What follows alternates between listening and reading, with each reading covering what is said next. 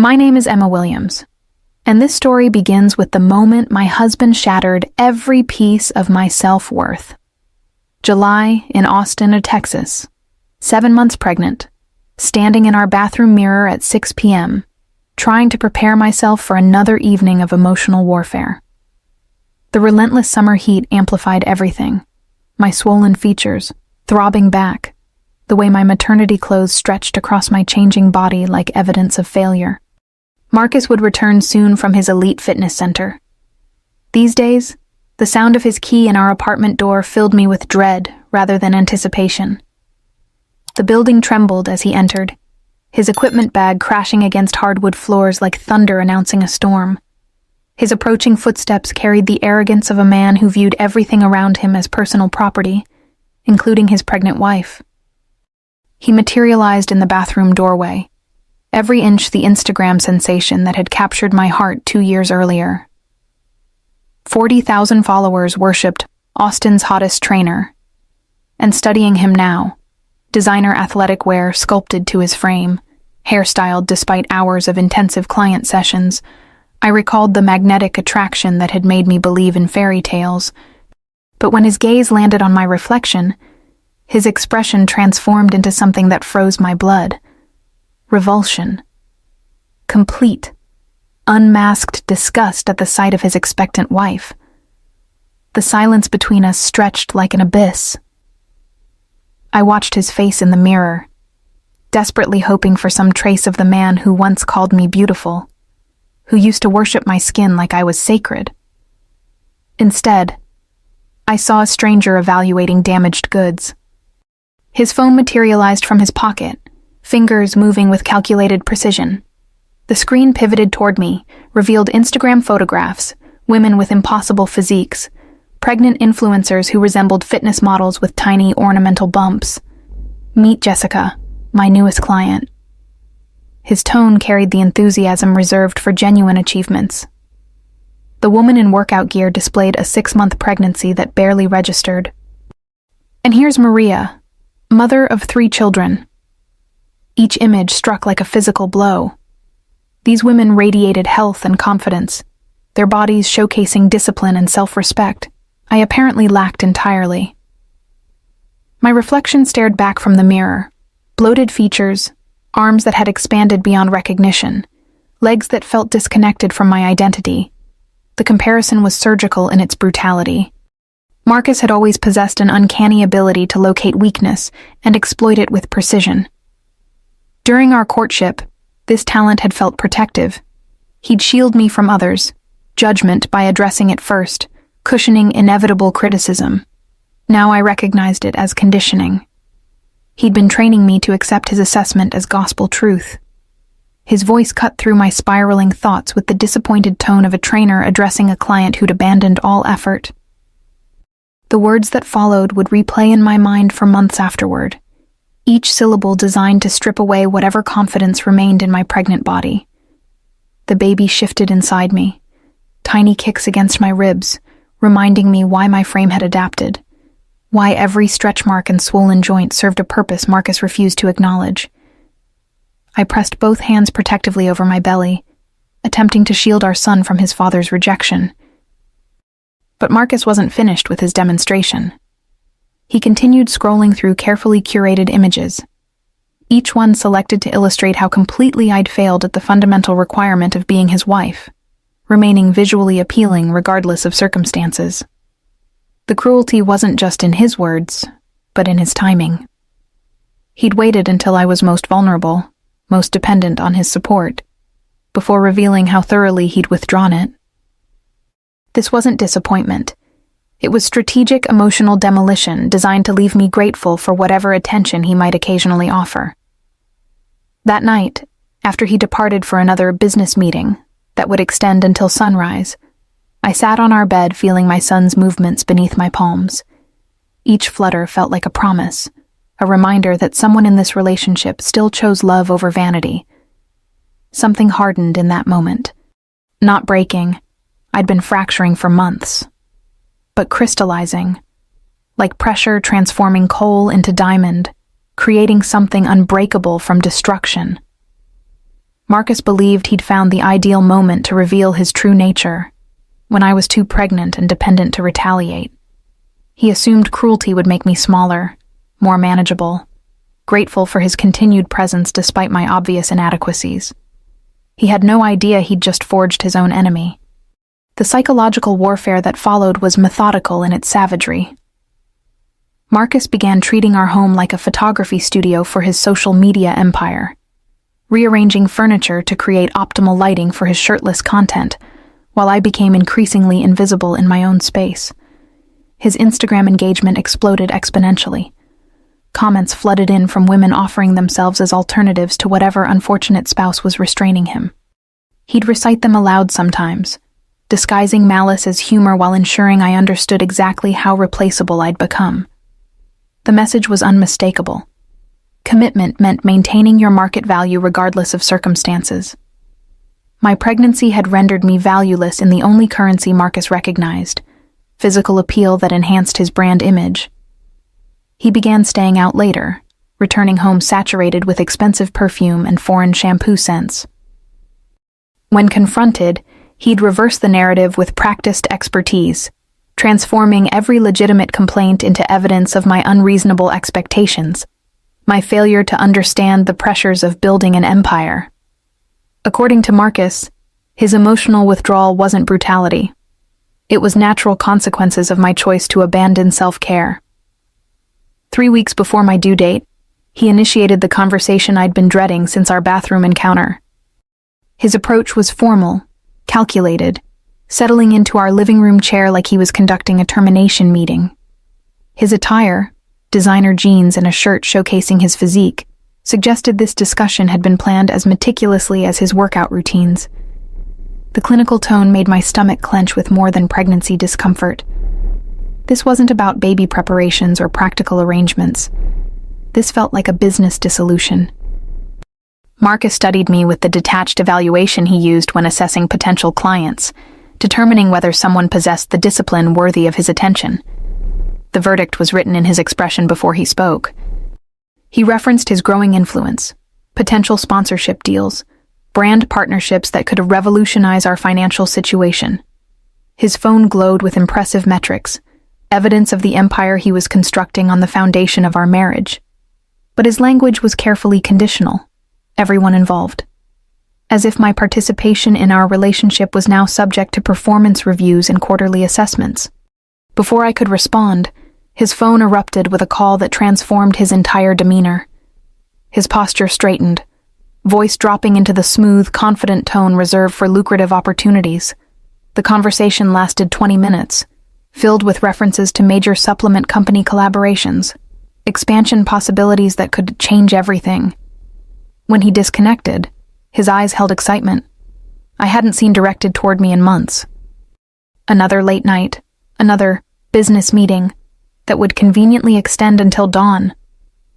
The pattern had become so predictable I could script his responses to any questions about timing or location. But something about this particular evening felt different. Maybe it was the extra time he spent refining his appearance, or how he checked his reflection multiple times before leaving. Maybe it was the cologne, more expensive than usual, applied with the care of someone preparing for seduction rather than commerce. The apartment fell silent, except for air conditioning hums and my irregular breathing. At 8 months pregnant, sleep had become elusive even under ideal circumstances. Knowing Marcus was elsewhere, likely with someone else, made rest impossible. I spent the night in our living room, feeling my son's increasingly urgent movements while watching infomercials and trying not to imagine what business meeting required my husband to stay out until sunrise. The call arrived at 6:17 a.m., jarring me from the light doze I'd finally achieved on our couch. "Mrs. Williams, this is Deputy Martinez with Travis County Sheriff's Office." Terror flooded my system like ice water. No phone call at dawn ever delivered good news. The deputy's voice carried professional sympathy honed by too many similar conversations. Single vehicle crash on Highway 290, 30 miles west of Austin. Happened around 2:30 a.m. Vehicle left the roadway, rolled multiple times down a steep embankment. The vehicle had been located at the bottom of a ravine, significant damage. But they hadn't found Marcus. Sometimes, in accidents like this, individuals are thrown from vehicles. Search teams were working the area, but it was rough terrain. Dense woods, creek beds, extensive ground to cover. After the deputy disconnected, I sat in our silent apartment trying to process a reality that seemed impossible. 12 hours earlier, I'd been angry at Marcus for choosing another business meeting over time with his pregnant wife. Now he might be lying injured somewhere in the Texas wilderness. But as hours passed without updates, as search teams failed to locate any trace of my husband, a different possibility began forming in my mind. What if Marcus hadn't been in an accident at all? What if he'd simply discovered the ideal opportunity to disappear? 3 months after Marcus's disappearance, I gave birth to Ryan alone in Austin General Hospital. No husband holding my hand. No father cutting the umbilical cord. No family photos to mark the moment our son entered the world. The nurses tried to fill the silence with cheerful chatter about how beautiful he was, how alert, how lucky I was to have such a healthy baby. But their eyes held pity that cut deeper than any words Marcus had ever spoken. "He's going to be extraordinary," I whispered to Ryan during our first night together in the hospital room. His tiny fingers wrapped around mine with surprising strength, and something fundamental shifted inside me. For months, I'd been drowning in Marcus's version of reality, that I was inadequate, unattractive, unworthy of love or respect. But holding my son, seeing his complete dependence on me, I realized something that would change everything. I was all he had, and I was going to be enough. The insurance money came through 6 weeks later. Marcus had been declared legally dead, and the payout was substantial. Enough to cover Ryan's future, enough to give us options I'd never imagined possible. But money couldn't fill the emotional crater Marcus had left behind. Every day brought new challenges that highlighted my inexperience, my fears, my complete lack of preparation for single motherhood.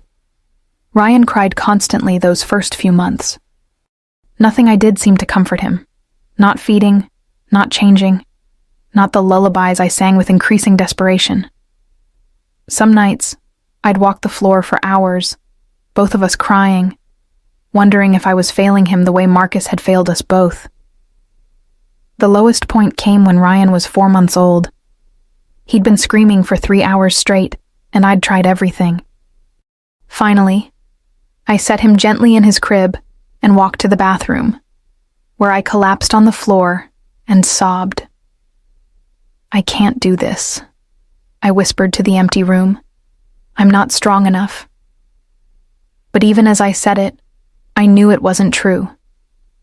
Because when Ryan's cries shifted from angry to frightened, I was on my feet instantly, scooping him up, finding reserves of patience I didn't know existed.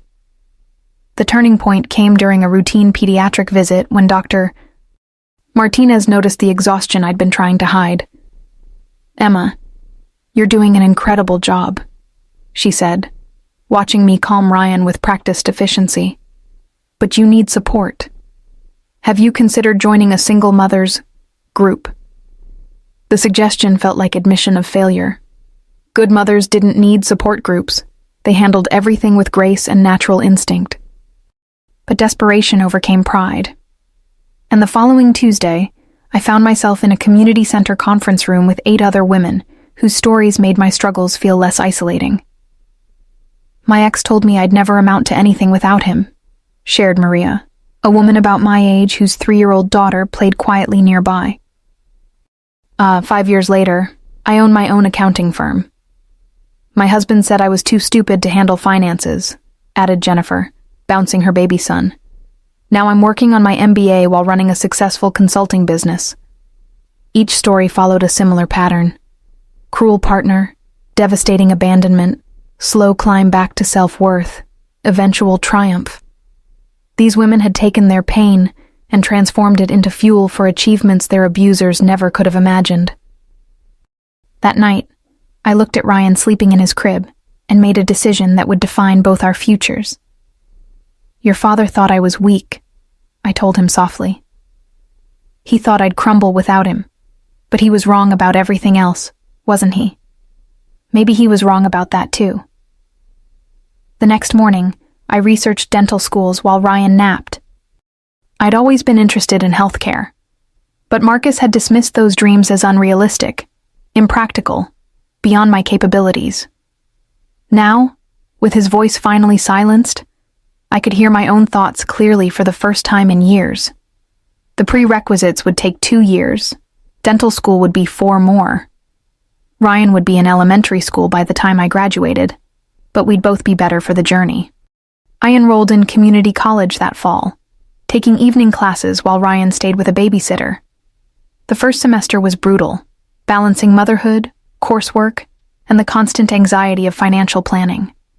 But every A on a test paper, every encouraging comment from professors, every moment I felt my brain expanding beyond the narrow confines Marcus had imposed, I felt myself growing stronger. "You're really doing this," Maria said one evening after our support group meeting. "You're actually going to become a dentist." The word still felt foreign on my tongue, but less impossible than it had months earlier. "I'm going to try." Marcus would have said it was impossible, I added, surprising myself with the observation. "Good thing Marcus isn't here to say anything," Maria replied with a smile that held years of hard-won wisdom. That night, I stood in Ryan's nursery watching him sleep, marveling at how much had changed in just 1 year. The terrified, pregnant woman who'd endured Marcus's cruelty felt like a stranger now. In her place was someone I was still getting to know, someone capable, determined, and discovering that she'd been underestimated by everyone, including herself. The foundation was being laid, brick by brick, for a life Marcus never could have imagined for us. Dental school acceptance came with a mixture of triumph and terror. The letter arrived on a Tuesday afternoon while Ryan, now 4 years old, was napping after preschool. "Congratulations, Ms. Williams. We are pleased to inform you that you have been accepted into the Doctor of Dental Surgery program." I read the letter 3 times before the reality sank in. After years of prerequisites, sleepless nights studying while Ryan slept, and constant doubt about whether I was capable of this path, someone had decided I was worthy of the chance. "Mommy, why are you crying?" Ryan asked, appearing in the doorway with his hair messed from sleep and concern in his dark eyes. "Happy tears on, sweetheart," I said, lifting him onto my lap. "Mommy got accepted to dental school." He didn't understand what that meant yet, but he would learn. We both would. The next 4 years tested every limit I thought I had. Dental school was demanding in ways that made single motherhood feel simple by comparison. The coursework was rigorous, the clinical requirements exhausting, and the constant pressure to perform at the highest level while managing life as a single parent nearly broke me multiple times. But something had crystallized in me during those early years of struggle. Every time I wanted to quit, I remembered Marcus's voice telling me I'd never amount to anything. Every time I felt overwhelmed, I thought about the alternative, accepting his assessment of my worth and settling for a life that honored his limitations rather than my potential. Ryan became my strongest supporter, even as a child. He'd sit quietly in the corner of the library while I studied, drawing pictures of teeth and telling anyone who'd listen that his mommy was going to be a doctor. My daddy went away when I was a baby, he told his kindergarten teacher during a parent-teacher conference I attended, still wearing scrubs from a clinical rotation. But my mommy is super smart, and she's going to help people's teeth feel better. The teacher's expression softened as she looked at Ryan, then at me. "He's very proud of you, Dr. Williams." The title still felt surreal, but I was beginning to believe it might actually belong to me. Graduation day arrived with unexpected emotion. Walking across that stage, accepting my diploma, I felt the presence of everyone who'd believed in me, my professors, my support group, Ryan cheering from the audience. But I also felt the absence of everyone who hadn't. Marcus, who'd been so certain I'd never achieve anything significant. His family, who'd written me off as soon as he disappeared. Even my own parents, who'd suggested I focus on finding another husband rather than pursuing such an ambitious career. The irony wasn't lost on me. The man who'd called me worthless had pushed me toward discovering capabilities I might never have known I possessed. "What's next, Mommy?" Ryan asked, as we posed for photos after the ceremony. "Now we go home and I take the boards," I said, straightening his tie. Then we start our own practice." The business plan had been forming in my mind for months. Austin needed more dental practices that focused on family care, that made dental health accessible to people who'd been overlooked by more exclusive practices. I wanted to create a place where single mothers felt welcome, where children weren't intimidated, where comprehensive care was available regardless of insurance status. The bank loan application was terrifying. Sitting across from the loan officer, explaining my vision for Williams Family Dental, I felt every moment of imposter syndrome Marcus had ever planted in my mind. "Your business plan is impressive, Dr. Williams," the officer said, reviewing my projections. "Your clinical record is excellent, but this is a significant investment. Are you certain you're prepared for the challenges of practice ownership?" The question hung in the air like an invitation to doubt myself. 6 years earlier, I might have accepted that doubt, apologized for presuming I could handle such responsibility. Instead, I thought about every night I'd studied while Ryan slept, every clinical rotation I'd completed while managing childcare, every moment I'd chosen to push forward when staying safe felt more appealing. "I've been preparing for this my entire adult life," I said with confidence that surprised us both. "I'm ready." The loan approval came through the following week. Williams Family Dental would open its doors in 6 months, and I would be the doctor whose name was on the sign. That evening, I sat with Ryan in our small apartment, looking at the architectural plans for our new practice. "This is going to be ours," I told him, pointing to the reception area where he'd do homework after school. "Everything we've worked for, everything we've dreamed about." "Will we help people?" he asked, tracing his finger along the treatment room layouts. "That's the whole point, sweetheart. We're going to help people smile again." As he studied the plans with serious concentration, I marveled at the journey that had brought us here. From that terrified pregnant woman enduring Marcus's psychological warfare to this moment, planning our own business, preparing to serve our community, about to step into a future that exceeded every dream I'd dared to imagine. Marcus had been right about one thing. I had been transformed by our relationship, just not in the way he'd intended. The night of the accident, Marcus Williams should have died. The guardrail gave way like paper, his BMW rolling 3 times down the rocky slope before slamming into ancient oak trees. Metal twisted, glass exploded, and somewhere in that violent chaos, Marcus was thrown clear of the wreckage. He woke up 2 days later in a creek bed, 5 miles from the crash site. His left arm hung at an impossible angle, blood matted his hair, and every breath felt like drowning. But he was alive. More importantly, he was free. The realization hit him as he stumbled through the Colorado wilderness where he'd somehow ended up.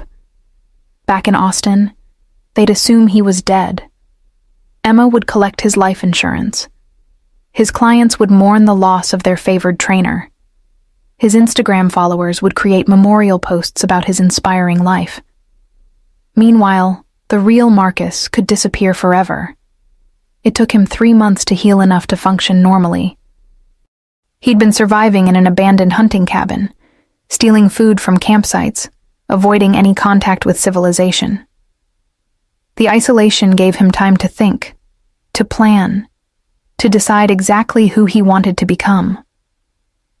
Jake Miller was born in a Denver DMV office on a Tuesday morning. Marcus had always been skilled with people, and after months of practice, he'd refined Jake's story. Car accident victim with amnesia, no family, no past, just a man trying to rebuild his life. The fake identification cost him every penny he'd managed to withdraw before the accident, but it was worth it. Jake Miller had no pregnant wife, no responsibilities, no one demanding he be anything other than exactly what he wanted. Within 6 months, Jake had opened Miller Fitness in downtown Denver. The gym was everything Marcus had dreamed about. High-end equipment, wealthy clients, Instagram-worthy interior design. His new identity gave him permission to be even more selective about who he worked with. His client roster read like a who's who of Denver's elite. Tech entrepreneurs, professional athletes, trophy wives with unlimited budgets for personal training. His Instagram account, @Jake Miller Fit, gained followers exponentially. But Jake Miller had standards Marcus Williams never could have maintained. No weak clients. No overweight people making excuses. No pregnant women taking up space in his immaculate gym. The business thrived. Within 5 years, Jake owned 3 locations across Colorado. His book, No Excuses, The Jake Miller Method, became a bestseller. Speaking engagements, supplement endorsements, online courses. Everything Marcus had dreamed of constructing was finally his. He never thought about Emma or the baby. That life belonged to a different person. Someone weak enough to settle for mediocrity. Jake Miller would never have married a woman who let herself go. Jake Miller understood that achievement meant eliminating everything that didn't serve your highest vision. The first symptoms appeared when he was 42, 15 years after his rebirth as Jake Miller.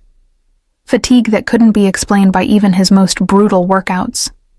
Swelling in his legs that made his designer jeans tight. Headaches that lasted for days. Your kidney function is severely compromised, Dr. Harrison explained, pointing to test results that might as well have been written in hieroglyphics. We're looking at end-stage renal disease. Jake stared at the papers, his carefully constructed life suddenly feeling fragile. What does that mean? It means you need a transplant. Soon. The next few months became a nightmare of medical appointments, dietary restrictions, and worst of all, dialysis treatments that left him exhausted and weak. His social media posts became less frequent. Clients started noticing that their champion of physical excellence was losing weight, losing energy, losing the godlike confidence that had made him Denver's most sought-after trainer. I need to find a donor, he told Dr. Harrison during one particularly difficult appointment. Family member, right? That's the best option. Family members have the highest compatibility rates, yes. Do you have any siblings? Parents still living? Jake almost laughed at the irony. Somewhere in Texas, he had a son who would be 18 years old now. A son who might be his biological salvation. I might have someone, he said carefully. But we're not close. That night, Jake sat in his penthouse apartment overlooking downtown Denver, staring at his laptop screen. After all these years, he was about to search for the life he'd abandoned. Emma Williams, Austin, Texas, brought up thousands of results, but one made his heart stop. A doctor. Emma Williams, Williams Family Dental Practice. The website showed a professional headshot of his former wife, now 15 years older, but somehow more beautiful than he remembered. Confident, accomplished, surrounded by images of her thriving dental practice. But it was the About Us section that made his hands shake. Dr. Williams is proud to work alongside her son, Ryan Williams, who serves as our practice manager while completing his business degree at the University of Texas. Ryan Williams, his son, the baby he'd never held, never seen, never acknowledged. The boy who might be the only person in the world who could save his life. Jake Miller spent the next 3 weeks researching everything about Emma's new life. Her dental practice had expanded to 3 locations. Her son Ryan was on the dean's list at UT, studying business administration while working part-time at the clinic. The irony was suffocating. The woman he'd called inadequate had constructed an empire. The baby he'd resented was now an accomplished young man with his father's dark eyes, and what appeared to be his mother's strength. But none of that mattered now. What mattered was staying alive. His health was deteriorating rapidly. The dialysis treatments were barely keeping him functional, and Dr. Harrison's increasingly grave expressions told the story his words tried to soften. We need to be realistic about timelines.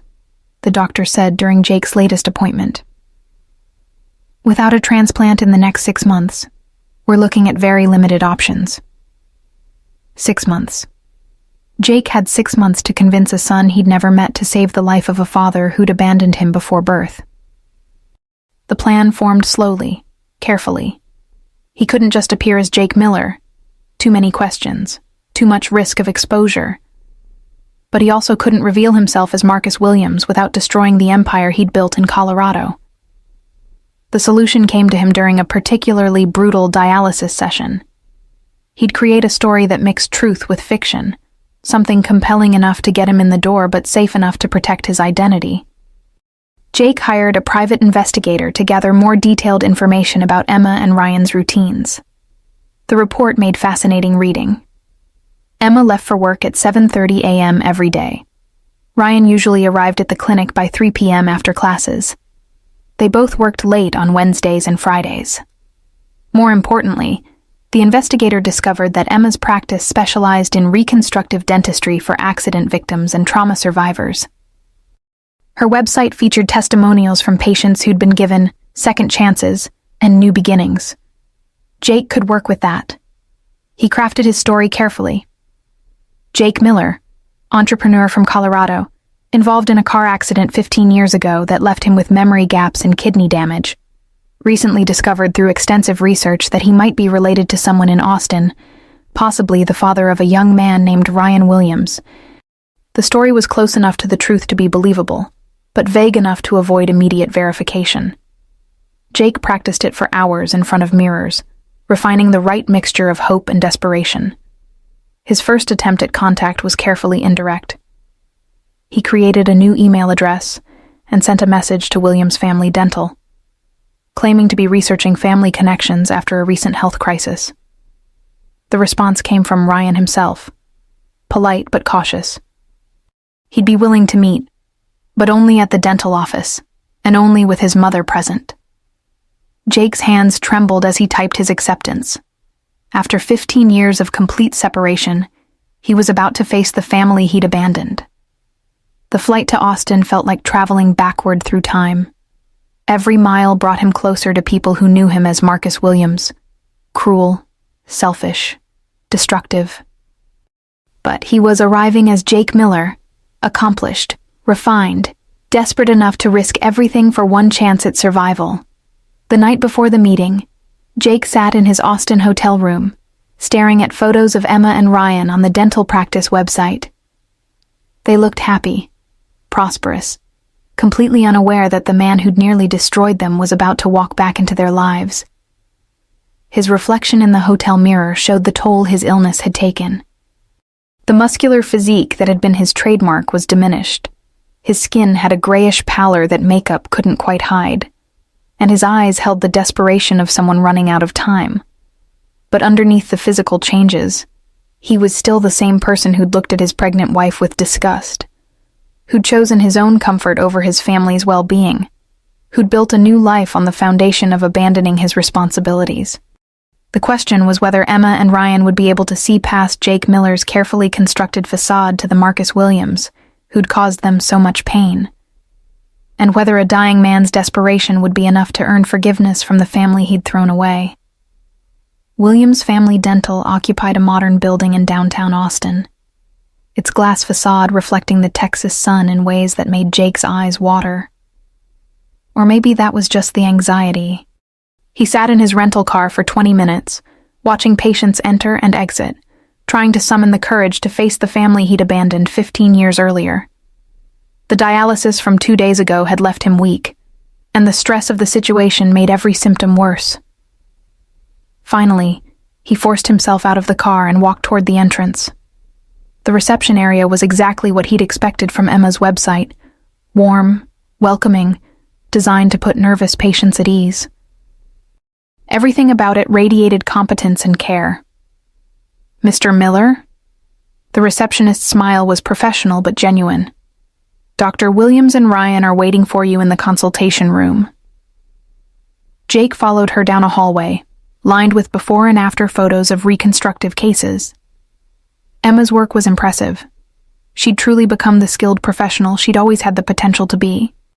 The consultation room door opened, and suddenly Jake was face to face with the woman he'd psychologically tormented during her pregnancy. Emma Williams had become formidable. 15 years had refined her in ways that made her more striking than the young woman he'd married. Her hair was shorter, more sophisticated. Her clothing spoke of prosperity and self-assurance. But it was her eyes that stopped him cold. They held the kind of strength that comes from surviving something terrible and emerging victorious. Beside her stood Ryan, and Jake's breath caught in his throat. The resemblance was unmistakable. His son had inherited his father's dark eyes and strong jawline. But everything else came from Emma. The way he carried himself, the intelligence in his expression, the protective stance near his mother. All Emma's influence. "Mr. Miller," Emma said, her voice coolly professional. "Please, have a seat." Jake settled into the chair across from them, hyper-aware of how this moment would unfold. He'd rehearsed his Jake Miller story countless times, but facing Emma's direct gaze, he felt the carefully constructed facade beginning to crack. "You mentioned in your email that you believe you might be related to us," Emma continued. "Specifically, that you might be Ryan's father." The words hung in the air like a challenge. Jake opened his mouth to launch into his prepared story about memory loss and recent discoveries, but Emma's expression stopped him. She knew. "I have to say, Mr. Miller, you look remarkably like someone I used to know," Emma said, her tone sharp enough to cut glass. "Someone who died in a car accident 15 years ago. Someone who, according to you, might be your biological father." Jake's heart hammered against his ribs. The accident left me with significant memory issues." "Did it?"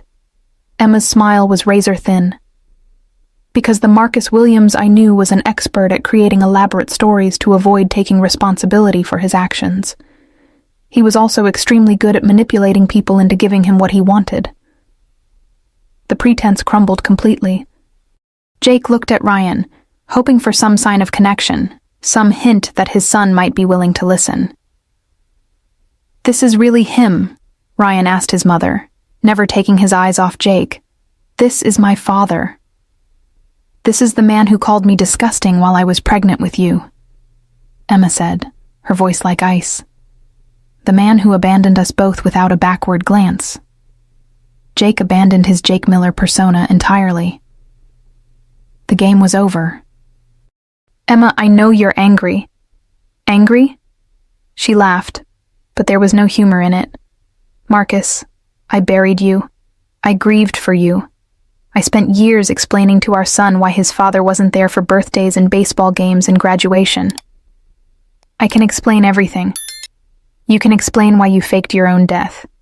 Why you've been living in Colorado while your son grew up thinking he was an orphan." Emma's voice was rising now, years of controlled fury finally finding release. "You can explain why you're here now, looking like death warmed over, suddenly interested in the family you threw away." Jake looked at Ryan, hoping for some sign of connection, some hint that his son might be willing to listen. "I'm dying," he said simply. "I need a kidney transplant, and family members are the best match." The silence that followed was deafening. "You're dying," Emma repeated slowly. "So now you want something from us." "I want a chance to know my son." "No." Emma's voice cut like a blade. "You want his kidney. You want him to save your life after you destroyed ours." Ryan finally spoke, his voice quiet but steady. What kind of man abandons his pregnant wife? Jake tried to summon the charm that had served him so well over the years, but facing his son's direct gaze, he found only shame. "I was young, stupid, scared." "You were cruel," Emma interrupted. "You were sadistic. You took pleasure in hurting me. I've changed. Have you?" Emma pulled out her phone, showing him a screenshot. "Jake Miller Fitness? I only train winners? No excuses accepted?" You've spent 15 years constructing a brand around being exactly the same person who destroyed our family. Jake stared at the screen, seeing his carefully crafted image through their eyes. Every inspirational post, every exclusive client policy, every rejection of anyone who didn't meet his standards. It all added up to the same cruelty he'd shown Emma. I built something great. You built a lie, Ryan said, standing now. You built a life based on abandoning the people who needed you most. But I'm your father. No. Ryan's voice was steady, mature beyond his years. A father is someone who shows up, someone who protects his family, someone who sacrifices for the people he loves. Jake felt his last hope slipping away. Ryan, please. I know I made mistakes, but I'm trying to make amends. By asking for my kidney. Ryan shook his head. You didn't come here to make amends. You came here because you're dying, and you need something from us. If I could go back and change things. But you can't, Emma said. And the man who could have made different choices is the same man sitting here now, asking his abandoned son to save his life.